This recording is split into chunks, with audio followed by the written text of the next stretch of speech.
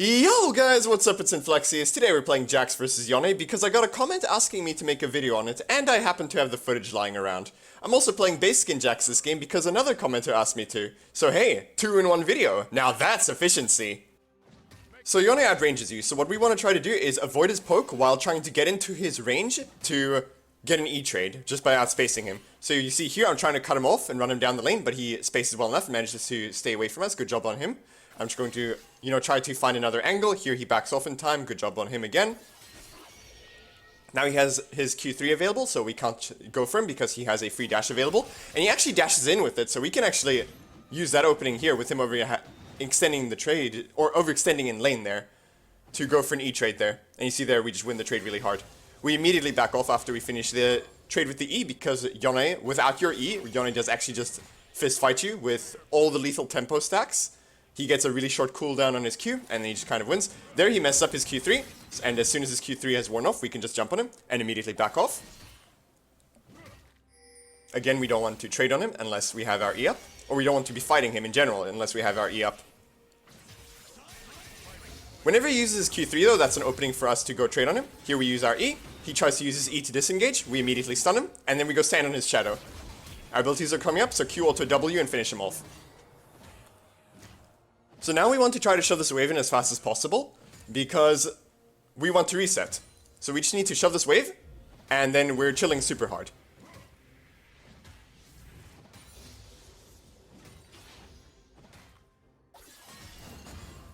So we're just going to shove this wave here. And Yone isn't messing with us with his E here, but we're just going to, back off, smack him up a little bit, and then just, recall. He can't really hold this wave, it's way too big. Except he kind of does, so we're going to be real sneaky about it here, right? He's just tanking the whole wave here. We're going to wait for him to use his Q3. We snuck into the bush. He doesn't have vision on us. And we're just going to combo him out of the bush. I cancel an auto here, and Vi just appears with her flash. Tries to CC us off the Yone, but we just flash on him and Ghost away, survive the Vi. And now we can recall with 2 kills. Pretty good. So the wave isn't pushing towards us all that hard, because it got a bit thinned in the fight. But we have such a huge item lead. Here he uses his Q3 again. Yone uses his E to disengage. When Yone uses his E to disengage like that, to avoid your E, right? To disengage from your E like that, then you can just back off. You don't want him to... Now our E has a shorter cooldown than his E, so we can just jump on him here. If he lets you jump on him just as your E comes back after a trade like that, your E has a shorter cooldown, so you can just punish him on the trade there. Here he's trying to mess with us. And you know what? He dropped pretty low, so we can actually look to dive him here. So we're just going to shove the wave here.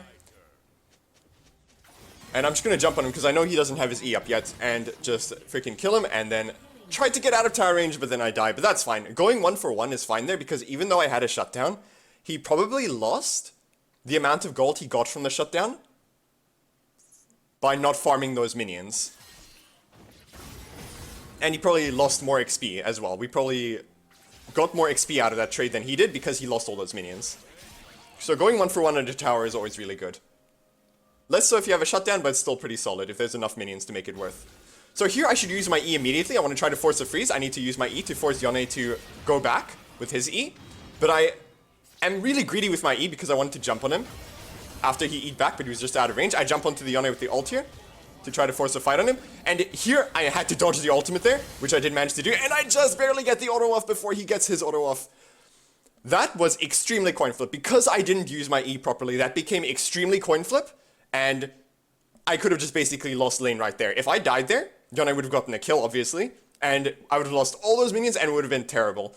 If a huge wave is pushing into your tower, you always need to be really sure that you can hold it. Otherwise, don't even bother trading because it's such huge risk. So here I'm just going to go for the plate, auto W, and then I just want to stun him and leap out.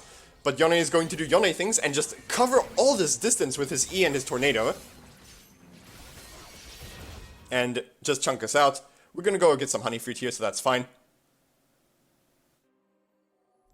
We're here to catch the wave. I wanted to jump onto the Yone for the quick trade here, but he actually eased into us. Yone can't really do that, because then you can just destroy him like this. I probably didn't need to flash there, but I really wanted to get that kill, and I needed to kill him before before he got his Q cooldown back. Otherwise, he would have just used it to disengage there. Also, for those of you guys that noticed that I'm running Ghost Flash, it's not matchup specific, I'm just running it because I really have been liking the setup. It's been feeling really good to me, so that's why I'm running it. Just as a bit of a clarity right there. So here we get the Rift Herald, that's good stuff.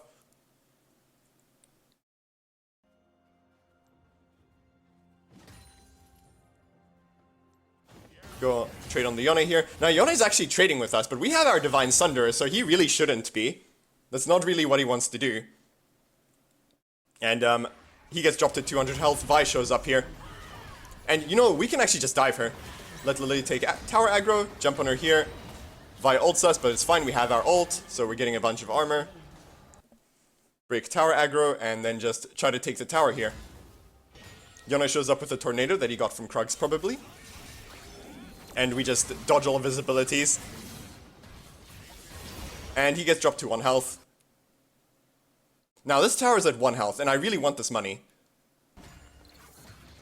Lilia goes for a play here, but unfortunately she kind of just misses everything, and she takes a tower shot and dies.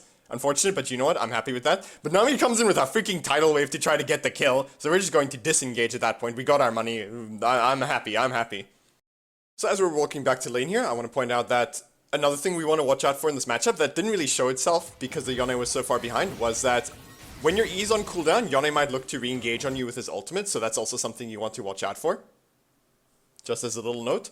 So we're shoving out the wave here. We want to trap Yone under his tower. I'm going to recall here and get myself a Kindle Gem and regenerate my resources. That might not necessarily have been the play. It might have been better for me to look for Krugs or something, because I did have a decent amount of resources still, and I didn't have that much gold floating.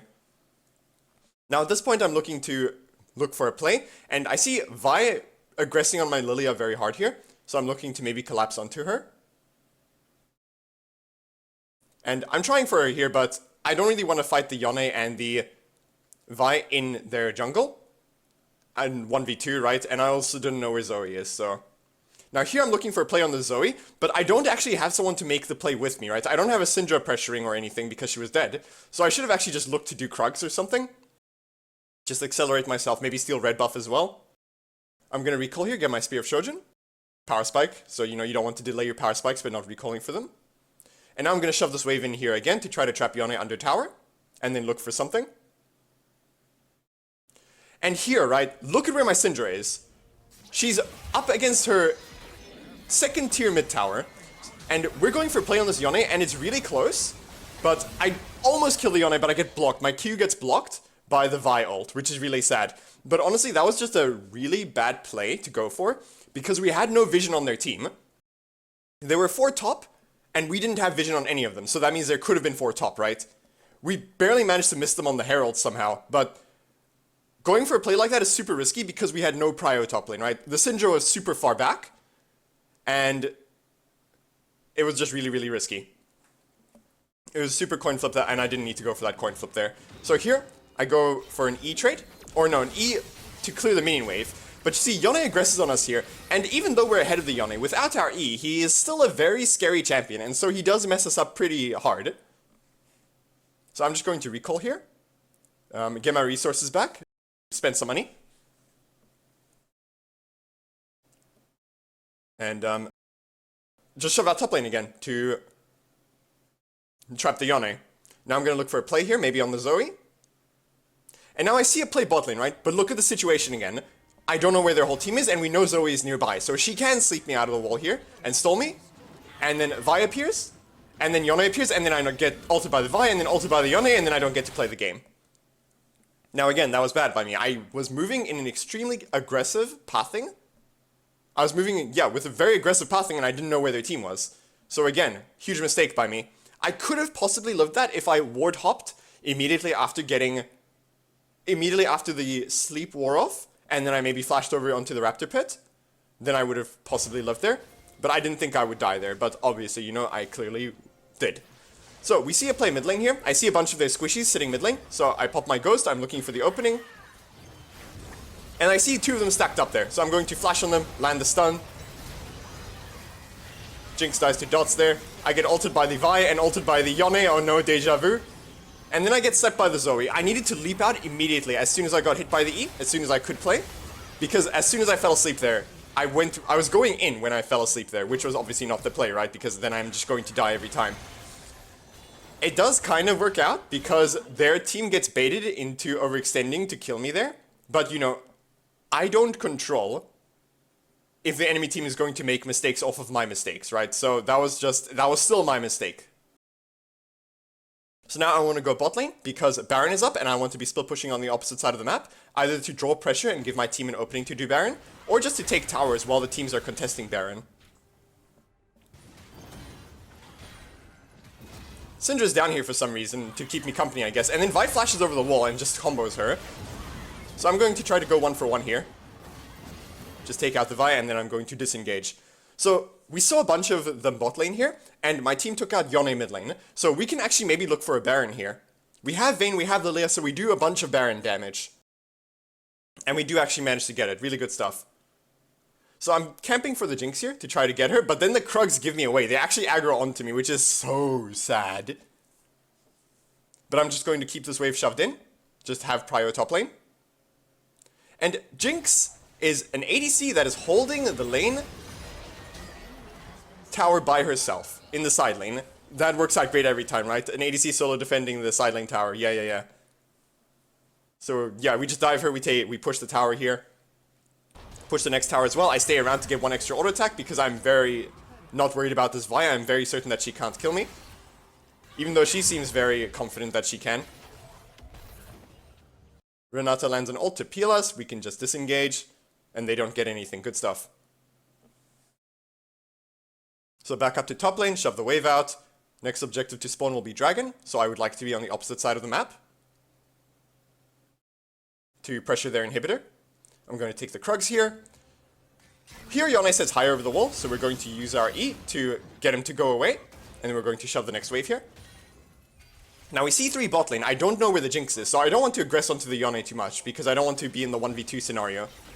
So I'm just going to dodge the Yone ult here and use my E to disengage from him. Here we see Yone TPing. Now I wanted to stop his teleport at the last second, but it was actually better to let him go there because where he was TPing, he wasn't a danger to my team. So that just leaves me alone with the Jinx 1v1 here, and I'm just going to dive her. ADC alone under tower versus Jax. Surely she's safe. What could possibly go wrong? And yeah, we're just going to beat on the Nexus, and that's that. Well, hope you guys enjoyed the video, and hope to see you in the next one.